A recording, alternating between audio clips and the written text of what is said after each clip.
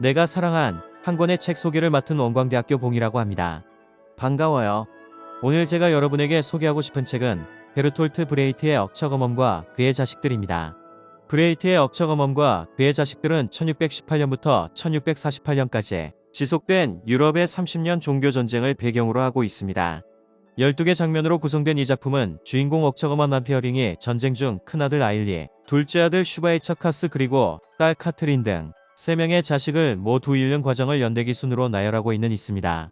군인들에게 필요한 물건을 판매하는 이동주보를 운영하는 주인공 억척어멈 전쟁은 사업이다라는 신조를 굳게 믿고 이익을 챙기려는 자본가적 태도 때문에 아들과 딸을 잃게 됩니다. 브레이트의 억척어멈과 그의 자식들 30년 전쟁의 연대기는 총 12개 장면으로 구성된 희곡이며 내용은 다음과 같습니다. 잠깐만요. 우리 학교 중앙도서관에서 인문학 강좌 공모전을 개최합니다. 우리 대학 재학생 누구나 참가 가능하니 많은 관심과 응모 부탁합니다. 자세한 내용은 학교 게시판과 중앙도서관 홈페이지에서 확인 가능합니다. 억척어멈이라 불리는 이동주보의 주인 안나 피어링 일행은 폴란드 출정을 위해 모병 중인 용병대장 옥센스티에르나를 만납니다. 용병대장은 억척어멈의 아들 아일립을 데려가려 하나 억척어멈은 이를 막으려 합니다. 그러나 아일립은 자신은 전쟁이 두렵지 않으며 병사가 되고 싶다는 불필요한 용기와 허세로 결국 모병관에게 끌려갑니다. 억척어멈 상사에게 물건을 파느라 아일립이 사라진 것도 모르고 있습니다. 뒤늦게 이 사실을 알았지만 억척어멈은 다시 길을 떠납니다. 2년 후 억척어멈은 스웨덴군을 따라 폴란드를 통과합니다. 용병대장의 막사엽 있는 취사장에서 억척어멈은 거세한 수탉 한 마리를 놓고 흥정하다 첫째 아들 아일립을 만났습니다. 그는 농민으로부터 소떼를 강탈하여 영웅적인 행위로 칭찬받았고 억척어멈은 이를 이용해 수탉을 아주 좋은 가격에 팔아넘깁니다. 둘째 아들은 이연대 출납계원이 됩니다. 3년이 지난 후 억척어멈은 핀란드 연대의 일부에 휩쓸려 포로가 됩니다. 그녀의 딸과 포장마차는 구할 수 있었지만 도망가지 않고 군목과 금고를 지킨 정직한 둘째 아들은 죽게 됩니다. 이유는 억척어멈 돈을 마련하기 위해 마차를 팔고 저당 잡혔으나 액수를 흥정하다 시기를 놓친 것입니다. 억척어멈은 부당한 일을 당해도 살아남기 위해 참아야 한다는 현실을 담은 대항복의 노래를 부릅니다. 그녀는 군인들이 마차 안에 있던 물건을 망가뜨리고 벌금까지 내게 된 일을 항의하지 않기로 합니다. 다시 2해가 지났습니다. 전쟁은 점점 더 넓은 지역으로 번져나갔습니다. 억척어멈의 작은 포장마차는 폴란드, 메런, 바이에른, 이탈리아 그리고 다시 바이에른 지방으로 쉴 새 없이 이동하였습니다.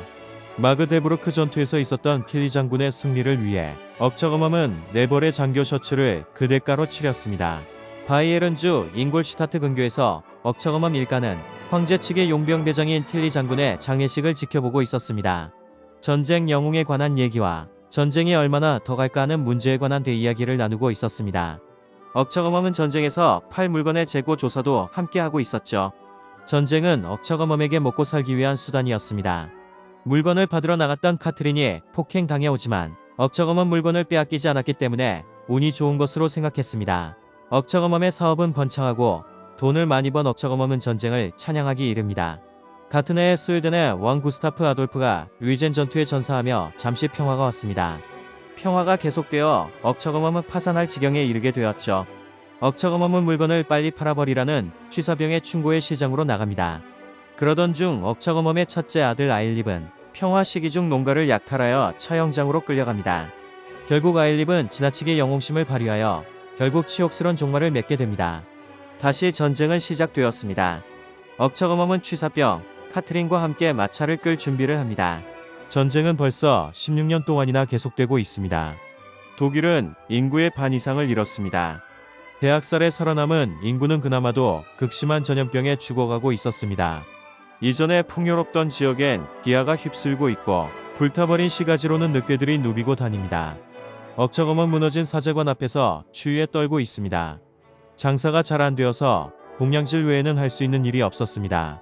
취사병은 우트레이트에서 온 편지를 받고 억척어멈에게 함께 자신의 고향으로 돌아갈 것을 제안합니다. 그러나 억척어멈은 단호하게 취사병에게 이별을 고하고 카트린과 함께 떠납니다.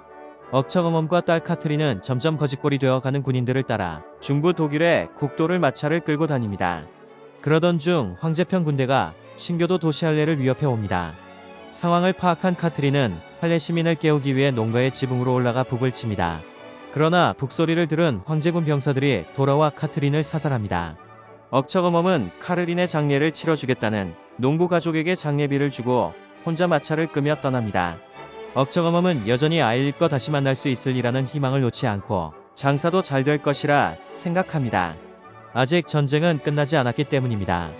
브레이트가 이 작품을 쓴 직접적인 배경은 그가 1939년 망명하고 있던 스웨덴을 비롯한 스칸디나비아 국가들이 히틀러에게 적당히 동조하면서 경제적인 이득을 취하는 것에 대한 경고였습니다. 브레이트는 이 작품을 통해 특정한 전쟁만이 아니라 모든 전쟁의 공통적인 속성을 밝히고 또 다른 전쟁을 경고하려는 것이었습니다. 이에 대해 브레이트는 이 극작품의 경고는 오늘날 시대에 뒤진 것이 아니다. 이 작품이 전에 경고한 특정한 전쟁만 지나갔을 뿐이지 새로운 전쟁들이 다가오는 듯이 보이기 때문이다 라고 적고 있습니다. 또한 이 작품에서 브레이트는 전쟁터에서 이익을 챙기려다 자식들을 잃지만 그로부터 아무런 배움도 얻지 못하는 모순에 찬 인물 억척어멈을 통해 자본주의 시스템을 비판하는 작품이기에 봉이가 여러분에게 읽어볼 것을 추천합니다. 이상으로 내가 사랑한 한 권의 책 봉이였습니다. 감사합니다.